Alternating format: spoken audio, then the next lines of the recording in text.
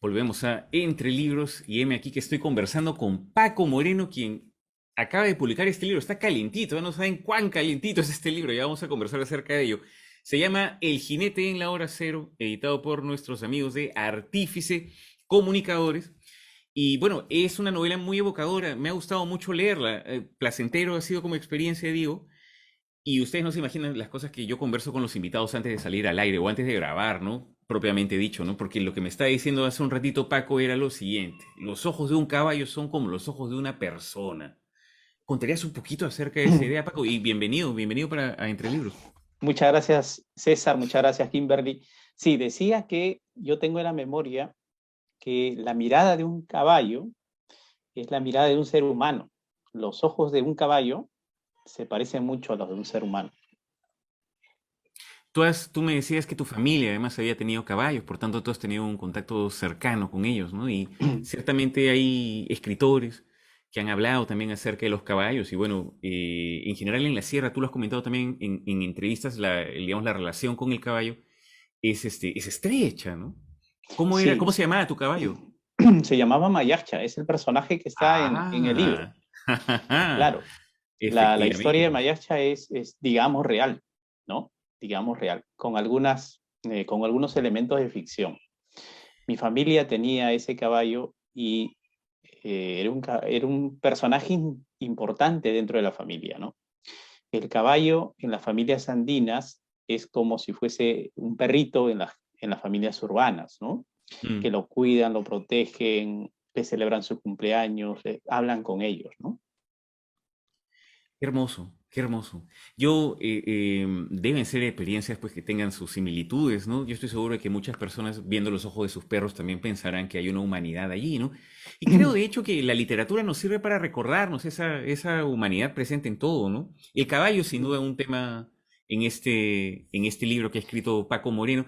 De hecho, el libro, voy a situar un poquito a los oyentes, pues nos lleva desde Cangallo, de donde también es, dicho sea de paso, nuestro invitado. De Cangallo, digo, aquí a San Borja, a Lima. Hay ciertamente está Mayacha al caballo.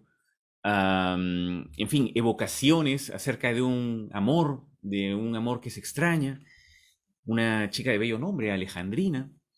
¿Contarías un poquito acerca de, no sé, Yo, yo, de este libro, Paco? yo creo que una de las cosas importantes es que tiene dos escenarios, ¿no? El primer Mm, escenario es el mundo de los Andes en los tiempos de la violencia y el segundo escenario es el mundo urbano en los tiempos de la pandemia. Dos hitos sumamente dramáticos para el país y creo que estos dos escenarios me han ayudado a mí para poder armar esta novela y tratar de mostrar estos personajes, muchos de los cuales son reales, ¿no? El caso de la tía Cleofé, por ejemplo, es totalmente cierto, ¿no? no, pero tiene personajes memorables, ciertamente el libro, por ejemplo, Eugenio, quien hace amistad con el protagonista, que también aparece, que es un personaje desmesurado, ¿no? Y antes de avanzar con esto del libro, porque tú mencionas lo del COVID, que efectivamente es parte de las circunstancias que atraviesa el personaje, como ya lo hemos comentado en alguna ocasión en este programa, pues estábamos esperando, ya está comenzando a llegar narraciones en las cuales el hecho de la pandemia aparece como parte de la narración. Y yo comenzaba la conversación diciendo que este libro estaba pues calentito, calentito, tan calentito que en una de las páginas se habla acerca de la juramentación del presidente Pedro Castillo. Entonces, este libro ha sido escrito con la velocidad, con la urgencia, no sé, de quien quiere comunicar algo, ¿me equivoco? Claro, es una necesidad de expresión. Mm, Varias escenas del libro se han armado en mi memoria durante años, ¿no? 20 años por lo menos, ¿no? Entonces, esperaban el momento preciso para salir. La pandemia, para algunos trabajadores, digamos, en mi caso, trabajador de la palabra, eh, ha sido dramático, sí, pero nos ha dado cierto respiro, cierto orden para poder concentrarnos en escribir. Y efectivamente, este libro ha sido escrito en 1 año y 4 meses, pero tiene escenas, por ejemplo, la escena en la cual el presidente Castillo, para ganar votos obviamente, no se sube a un caballo, sino se sube a una yegua, ¿no? y hay ahí una escena interesante, ¿no? Entonces, Castillo hace eso porque sabe que los pueblos del Perú tienen una relación muy íntima con los caballos, ¿no? Claro, Ujú. claro, claro. Bueno, y varios elementos además que aparecen, el caballo siendo una presencia, ¿no? Y algo que he encontrado interesante también en el libro es que maneja como diversos planos, porque el personaje deambula, ¿no? Por San Borja especialmente, va también por el centro de Lima, por ejemplo, en una de las primeras escenas del libro, está en la Plaza Bolognesi y piensa en torno a los monumentos que Ujú. aparecen de nuestros héroes, se pregunta por qué Bolognesi no está a caballo, por ejemplo, y está pensando y pensando y pensando en el caballo, ¿no? Y pensando también en este amor que se fue, ¿no? Ujú. Eh, y aparece también, y esto también lo encontré interesante, de varias maneras, guiños, amor diría, por un escritor a quien yo también quiero muchísimo, y yo creo que mucha gente que está escuchando este programa también, que es Gabriel García Márquez, ¿no? ¿Qué onda con eso? Yo regreso a pocos autores, realmente. ¿Ah? Mm, Regreso a veces a memorizar, a releer, a encontrarle este deleite, este placer por la lectura, ¿no? Regreso generalmente a Borges, regreso a Rulfo, a Abraham Valdelomar y cómo no, a Gabriel García Márquez, ¿no? Entonces, creo que Gabriel García Márquez de alguna manera está presente en el libro, ¿no? Porque Gabriel García Márquez, digamos, consideraba que la novela era una transposición poética de la realidad, ¿no? Y tal vez quise hacer eso yo también, ¿no? Has dicho algo que encuentro, ¿cierto? Esto de lo poético. Lo he encontrado interesante y me parece que es algo que ha aparecido. Y uno podría decir que lo poético es sencillamente una, no sé, una manera de ver la vida, ¿no? Y mencionabas también tú, digamos, lo fantástico, rompiendo lo normal, como lo hacía García Márquez. Y me parece que hay un episodio dentro de la novela en la cual esto también aparece claramente, ¿no? Que es cuando el protagonista evoca la muerte del amigo de su padre Justiniano y Ujú, él está somnoliento caminando y bueno, él asegura a todo el mundo que lo vio comiendo pan con palta, ebrio y ujú, comiendo pan con palta, ¿no? Como si hubiera ujú. visto una suerte de fantasma. Y cuando lo leí me pareció que era un episodio que tranquilamente podía pertenecer a García Márquez. Digamos, lo que ocurre es que a veces las historias que ocurren en la realidad parecen increíbles, ¿no? Mm, Hay historias en el libro que ocurren en la sierra y que en la costa los urbanos podrían decir que eso no ocurre, que es increíble, que es fantástico, que es algo imaginado. Pero en la sierra eso es una verdad. Es claro. más, si tú quieres contradecir esa historia, el que lo cuenta se va a enojar y te va a decir, pero ¿cómo es posible? Eso es verdad. Ellos lo consideran así. Entonces yo he tratado de poner en el libro eso, ¿no?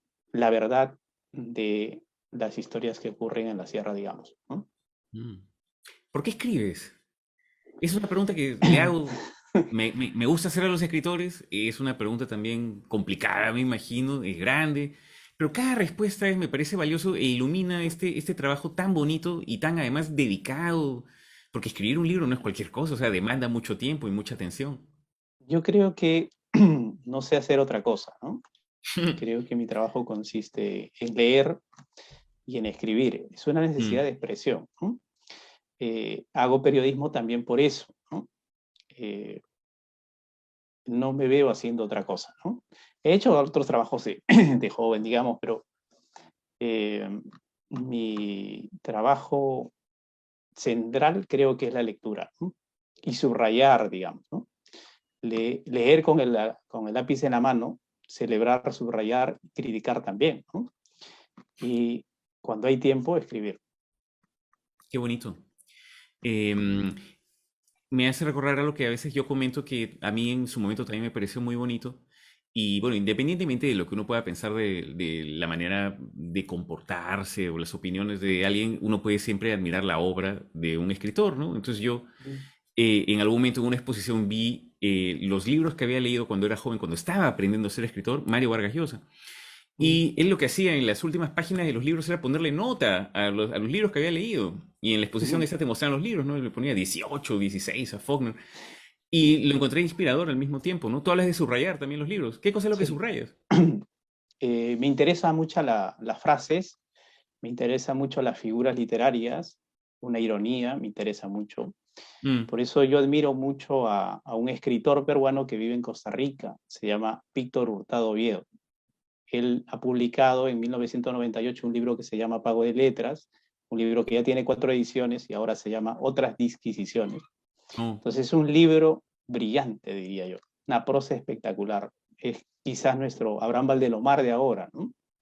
Entonces, me encanta tanto ese libro que yo compro varios ejemplares para obsequiar, digamos, ¿no?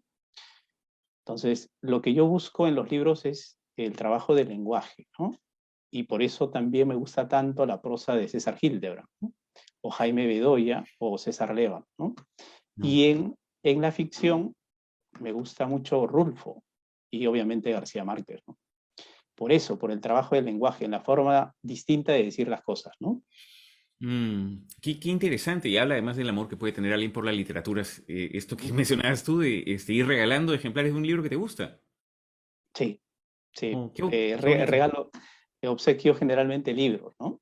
De Víctor Hurtado Viejo. Mira, y además otra de las cosas bonitas, en fin, de la literatura, es que un libro te lleva a otro libro, un autor a otro autor. Yo, por ejemplo, ese libro no lo he leído, ¿no? Encuentro además fascinante el hecho de que sea pues, virtualmente infinito el universo de cosas que uno puede leer. Los libros son puentes, ¿no? Los Oh, libros son como que tú conversaras con un autor y este autor te va presentando a sus amigos, ¿no? claro. Gracias a Víctor Hurtado, por ejemplo, yo he conocido a Luis Loaiza, ¿no? O Oh, Francisco Umbral, ¿no? Francisco Umbral, que es un escritor, periodista español. español todoterreno, digamos, más de 90 libros publicados, ¿no? O Ramón Gómez de la Serna, digamos. Entonces, los libros son amigos que te van presentando otros amigos, ¿no? Y así vas haciendo un equipo, digamos. Qué bonito. Oye, tú sabes que hace un rato conversaba con Eduardo Lores, en lo que se era en la primera mitad del programa, y yo le preguntaba, bueno, ¿por qué leer? Y él decía, los libros son amigos. Ujú. Y yo le decía, es la primera vez que en este programa alguien está usando ese símil, está diciendo que los libros son amigos. Y aquí que en la segunda entrevista que hago en el mismo programa, vienes tú y me dices lo mismo. Porque lo que pasa es que es cierto, ¿no? La gente se va dando cuenta. Es Ujú. verdad, es cierto, es cierto. Claro, Y es una manera bonita de totalmente, verlo también. Porque me parece que totalmente. una de las funciones de la literatura, y de eso, no sé, me parece en todo caso lo más bonito, que es que te acompaña. O sea, un libro te acompaña, Sí, ¿no? leer es conversar con alguien interesante, ¿no? Mm, conversar con alguien interesante. Vaya que sí, Ujú. vaya que sí. Bueno, y ¿cuáles son tus intenciones con este libro? Yo me imagino, bueno, estoy bastante seguro que todo libro tiene una intención, así no sea confesada, ¿no? Pero hay un deseo de comunicar algo, ¿no? Tú hablas de una urgencia expresiva. ¿Cuál es en este Sí, caso? eso es, necesidad de expresión, creo yo. No tiene ninguna, tal vez algunos lectores dirán que está mal el libro, muy corto, muy largo, etcétera, etcétera, pero es lo que puedo dar ahora, ¿no? Es lo que puedo dar ahora. Digamos, entro a la cancha a dar todo. Y si salió bien o mal, bueno, hasta ahí, ¿no? Es, Escuchen, ¿ah? Alejandrina, la que me hace decir cosas cuando cierro los ojos. Alejandrina, prometiste que vendrías a buscarme, lo juraste. Alejandrina, esperarte es estar eternamente quieto mirando el camino. Alejandrina, quizás te apareces ahora y me cubres con tu sombra mientras tus manos cubren mis ojos. Uno se puede dar cuenta, o sea, los espectadores, los oyentes ciertamente se dan cuenta que las palabras, la manera como están amarradas, crea una energía, ¿no? Acá hay una evocación, hay algo que, repitiendo un término que usábamos hace un rato, se asoma pues por lo poético, ¿no? Una sí, manera de entender las cosas, de mirar el mundo, ¿no? sí, tal vez es la influencia de las lecturas, ¿no? Leo Mm, mucha poesía, ¿no? Repito la lectura constantemente, trato de memorizar cosas, ¿no? Me gusta mucho, por ejemplo, Carlos Oquendo de Amat, qué que bonito. tiene un libro 5 metros de poema, ¿no? En realidad parecen 5 kilómetros, pero es 5 metros de poema y es un libro fascinante, diría yo, increíble, ¿no? O sea, tenemos a César Vallejo, que tiene otro estilo, otra forma de expresarse, pero Mm. también tenemos a Carlos Oquendo de Amat, poeta enorme, ¿eh? Enorme. Yo diría que en el equipo de los grandes poetas de América Latina está obviamente Vallejo, pero también tenemos que poner ahí Neruda y Carlos Oquendo de Amat, ¿no? Sin duda. Realmente recomendable. Una sensibilidad además adolescente, ¿no? Hermosa. Y una de las cosas que uno puede decir del Perú, ciertamente, es que ha producido grandes artistas, ¿eh? O sea, Sí, no sé, en política no, de repente no estaremos tan en, bien, en pero política somos artistas, muy malos, ¿no? pero artistas hemos tenido artistas, la verdad, grandes Sí. artistas, ¿no? Ahí Mm, está Valdelomar, por ejemplo, ¿no? Con mm. 31 años ha hecho una obra fabulosa. Carlos Oquendo de Amat, Vallejo, bueno, Mariate y Aya de la Torre también, ¿no? Porras, ¿no? ¿Y Y otros. y cuáles son tus ambiciones como escritor? ¿A dónde te gustaría llegar o a dónde estás yendo? No hay ninguna ambición. Lo que sí quiero es tratar de expresarme lo mejor posible, tratar de que el lector, digamos, no se sienta defraudado, ¿no? Y esa sería la mayor ambición. Oh, he aquí otra pregunta imposible que también a veces le hago a los entrevistados que tenemos aquí en el programa. ¿Cómo se escribe un libro? ¿Cómo se- Bueno, hay que tener paciencia, ¿no? Sobre todo paciencia. Primero se escribe en la memoria, creo yo, ¿no? En la memoria. Sí, yo aterrizo al papel en blanco solo cuando tengo la historia totalmente lista, con el título y todo. Simplemente es como si alguien me dictara, pero el trabajo está aquí en la memoria, ¿no? Eso me pasa a mí, digamos. Oye, ¿y qué te dicen las personas que están a tu alrededor? O sea, porque como lo cuentas, suena a una Ah, persona que está abstraída, ¿no? eh, digamos, es parte del trabajo, ¿no? Es Oh, parte del claro, trabajo. Ujú. sin duda, sin duda. Sí. Pero Eh, implica mucho, mucho de eso, mucho de ensoñación, ¿no? eh, y implica concentración, mucha concentración y trabajo, ¿no? Es como el futbolista tiene que hacer abdominales, tiene que correr, saltar, etcétera, etcétera, ¿no? Mm. Para poder jugar un partido en 90 minutos. Espero que gane Perú. Igual el escritor tiene que calentar, escuchar buena música, Mm. ver una buena película, escuchar a alguien que sabe contar historias, leer mucho, recordar, ¿no? Y todo ese trabajo es constante, ¿no? El proceso de la redacción es al final, creo yo. Y en ese Interesante. proceso de la redacción surge eso que llamamos inspiración y eso ayuda también, ¿no? Mm. ¿Qué le aconsejarías a una persona que se te acerca y te dice, yo también quiero hacer como tú"? Como yo. Bueno, yo siempre aconsejo la lectura. Mm. Eh, sí, eso. Ir buscando el libro que te debe cambiar la vida, que en algún momento llega. Hay que tener paciencia, ¿no? También se puede buscar eso en Internet, ¿no? No sé quién dijo que Internet es un inmenso basural, ¿no? Donde se pueden encontrar tesoros. Oh, Entonces, el trabajo tendría que ser buscar esos tesoros, ¿no? ya lo creo. Este mismo programa que estamos haciendo, que se transmite por radio, también se transmite por internet y de esa manera llega a mucha gente de todas partes virtualmente, ¿no? Y de la misma Claro. manera, como lo han señalado otras personas también, cualquier persona que tenga conexión a internet en esta época tiene acceso a educación de la más refinada, gratuitamente, ¿no? Y también a la basura más, más Sí, tóxica que puedas tú claro. encontrarte, ¿no? Hay que alejarse un poco del TikTok y entrar pues a lugares donde uno se puede nutrir. Sobre todo el arte, ¿no? El arte ayuda mucho, ¿no?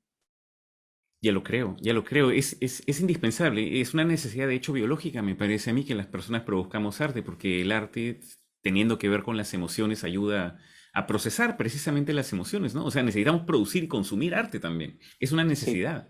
exacto. Es un alimento, el arte es un alimento. Ya lo creo que sí. Bueno, y he aquí entonces a un invitado bien alimentado, con el que hemos conversado aquí en, Sí, en está Entre gordo. Libros. Bueno, yo lo decía espiritualmente, lo decía Claro. espiritualmente. Y de hecho, pienso que es bonito conversar con personas como lo hemos hecho en el programa de hoy, que nos dan el ejemplo, ¿no? Y nos dicen, para comenzar, que todos pueden, o sea, es que todos podemos en realidad. Si te pones a leer, por supuesto, si tienes la suficiente energía, el suficiente amor, puedes llegar a escribir un libro, ¿no? En el arte todos son bienvenidos, ¿no? Mm, Finalmente el público es el que dice si está bien o está mal. La cuestión es expresarse. Si alguien quiere hacer poemas, bueno, pues adelante, ¿no? Nadie le puede decir no lo hagas, ¿no? Salvo el padre de familia que quiere que sea ingeniero, ¿no?